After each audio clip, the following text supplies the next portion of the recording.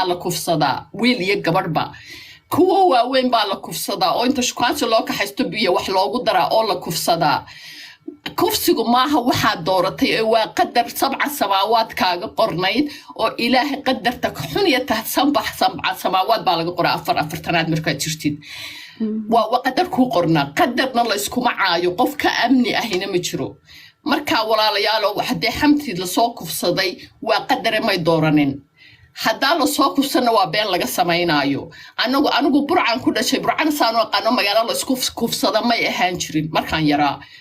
asal iyo isirtoona uma lahayn kufsi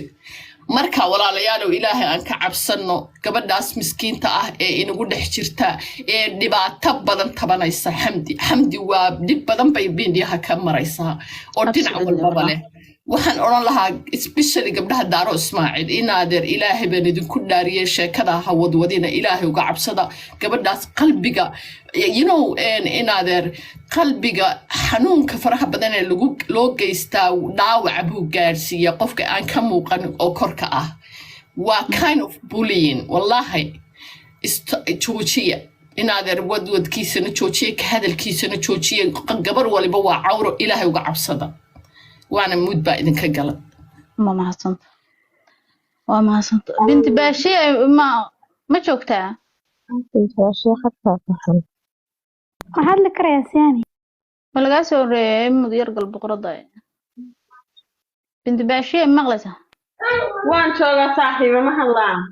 ku soco waa salaam dhamaantii ka qaadnayna wasoo arrinka saaxiib macaan maalintii dawladda ku soo baxay sihaame waan joogay wuxuu dheer wax arrin si serious ah u dhacay buuna u ekaa markii ilaahay laga cabsado ma fahanti صح waxna waa aan lagu dhaaran karin waxna waa haya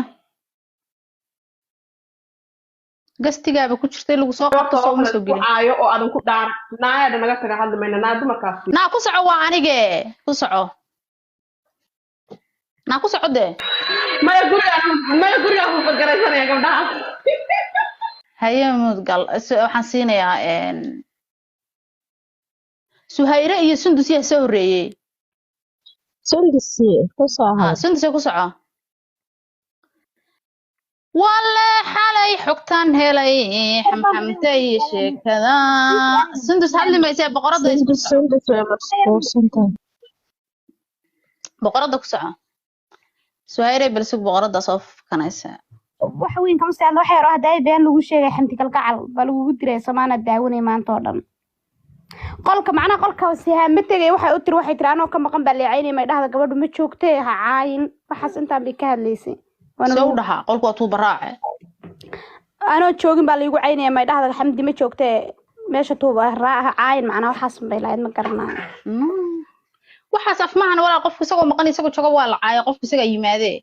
taas waa caadi dhimalaani ma aysan caayin waxna ima diin aniga waa iyada jeeska iskale dad comment kugu diray waa inta una ku socdahay waan salaamaya dhamaan